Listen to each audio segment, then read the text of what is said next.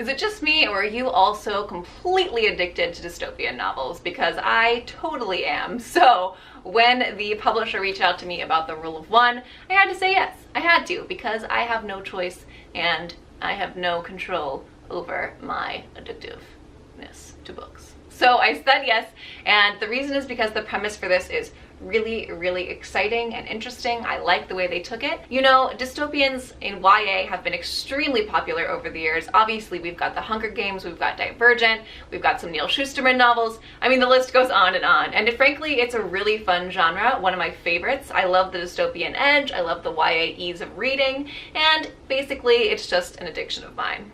The Rule of One is a story written about twins by twins. It's by Leslie and Ashley Saunders, and they took the concept of the Rule of One, which is the rule that in a near future US society, families are only allowed to have one child. And in this case, a set of twins is born in secret and then live their life in near captivity, sharing the role and the life of one sister.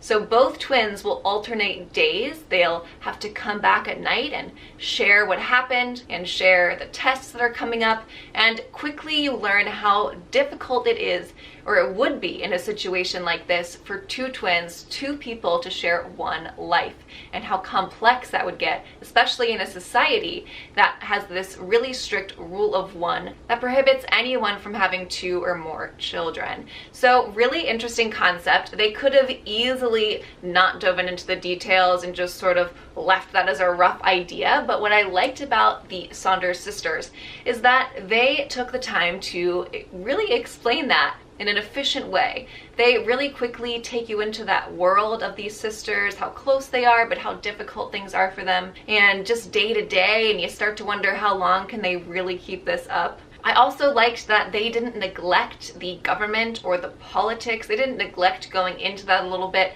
into this world they imagined.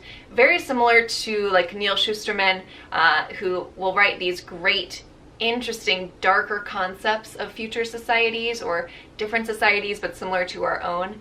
And he always goes into some of the government aspects, and I like that because I think it's important to building a world no matter how efficiently you do it, and they definitely took the time to examine that a little bit. They also do the same thing with this sci-fi technology that is just a little bit further on than our own, so it's really believable, and it really ties into the whole plot of the book, which of course is about this charade of the two twins sharing one life being exposed, and they're forced to go on the run from their father, from the life they knew, and they're quickly catapulted into these really crazy scenarios, and it's very action-packed and really efficient, quick writing. It really draws you in, and it's very, very fast, which I loved. I also want to say that too often in the YA genre, I've seen a divergence from the old style, which the old style of YA was putting young adults or teenagers in these difficult situations that they should not have to be in, but then allowing them to rise to those challenges, using force when necessary because it's fiction and it's more fun that way.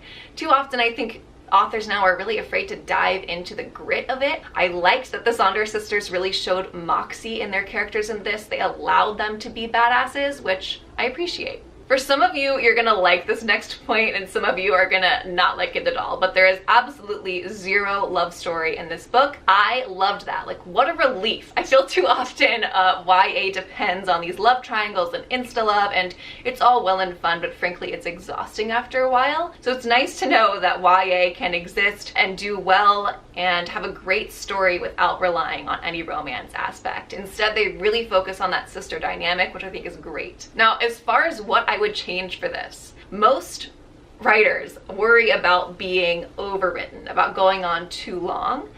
This, if anything, is severely underwritten. What I would give for 80, 100, 120 more pages, I think it would have been amazing. It almost pains me to think of how epic this story could have been, because all the pieces are there. It's fast, it's actionable, there's this great sister dynamic, the characters are introduced really quickly, a lot of great things going for it, but there are times when the reader is sort of left wondering, when, how, from where, you know, and it's kind of jumpy a little bit disjointed. The authors of this are apparently award-winning filmmakers, so to them I would just say for the next one, we need a little more B-roll, a little more time to let things soak in. And I love efficient writing, so I have nothing against the fast nature of this. I have nothing at all against their ability to quickly impose a feeling on the reader, but I just need more time to understand the logistics of things a little bit, or to let the emotions sink in a little bit. Would have been so epic if it had a little more detail. And I'm not saying a lot. I don't want to move away from the nature of this, which is just quick and fast paced, but you do need a little bit of padding at times to make it all flow well. All in all, it's a super fast paced, action packed YA dystopian. I really enjoyed it.